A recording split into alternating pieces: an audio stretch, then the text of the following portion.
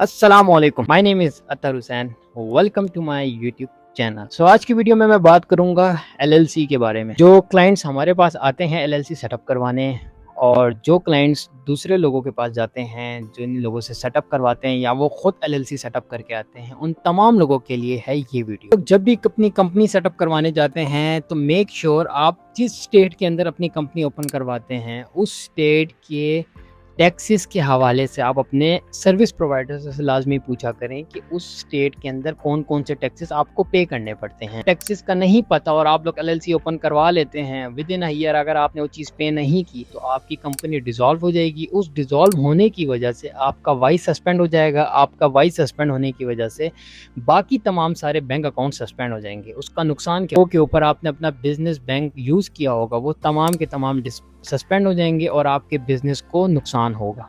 ठीक है, ये तमाम चीज़ें जो हैं लोगों को नहीं पता होती, तो इस वीडियो के अंदर मैं स्पेसिफिकली इन तमाम चीज़ों को कवर करूँगा।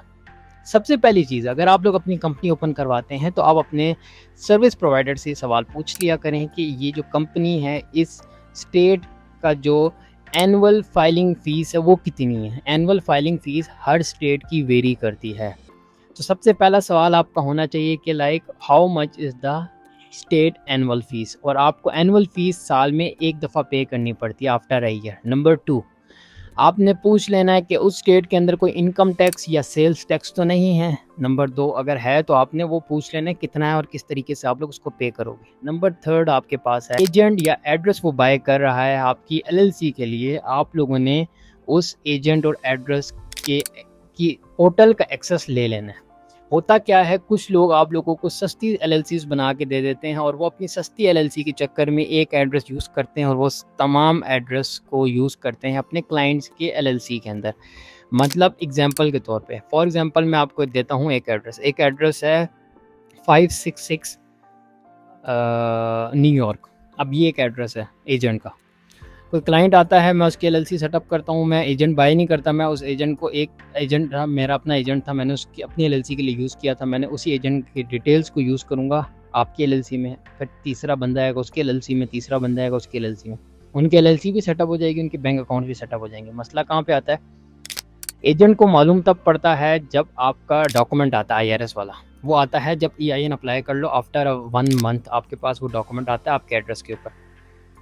उसके अलावा स्टेट की तरफ से नोटिफिकेशन आता है एजेंट को विद इन 3 मंथ्स के बाद आपकी जब एलएलसी रजिस्टर्ड हो जाती है। अगर आपकी 3 मंथ्स की एलएलसी रजिस्टर्ड हो गई है और उसके बाद एजेंट के पास आता है नोटिफिकेशन कि ये एलएलसी आपके बिहाफ पे रजिस्टर्ड हुई है, आप इसके एजेंट हैं, तो वो अपने डाटाबेस के अंदर चेक करते हैं। अगर आप लोगों ने उनसे एजेंट एड्रेस बाय नहीं किया हुआ तो वो स्टेट को एक नोटिस सेंड करते हैं कि ये एलएलसी हमारे अंडर नहीं है, आप इस एलएलसी को, हमारे एजेंट जो अगर हमारी डिटेल्स यूज़ हुई हैं तो आप इसको डिस्कार्ड कर दें। ठीक है, ये चीज़ भी होती है, तो ये आप लोगों को पता होना चाहिए क्लाइंट्स को।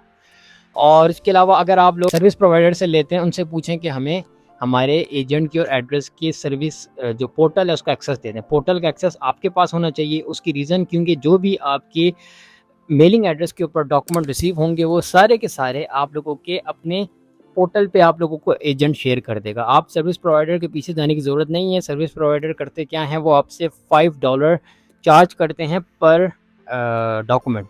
वो फ्री के पैसे छाप रहे होते हैं, जबकि ये आपका अपना बुनियादी हक है कि आपने पैसे दे के अपना सारी चीज़ें करवाई हैं, तो आप इस चीज़ को एक्सेस अपने पास रखें, बाद में आप इसके पासवर्ड वगैरह चेंज कर लें।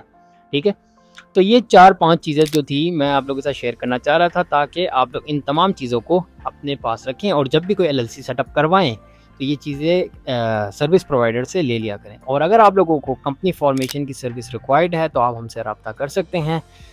डिस्क्रिप्शन के अंदर आपके पास व्हाट्सएप का नंबर भी मौजूद होगा और लिंक भी मौजूद होगा, तो डायरेक्टली हमसे रब्ता करें अगर अपनी कंपनी फॉर्मेशन करवाना चाहते हैं। मिलते हैं अगली वीडियो में, और अगर कोई सवाल हो, क्वेश्चन हो, कमेंट सेक्शन में पूछें, इंशाल्लाह मैं आप लोगों को आंसर कर दूँगा।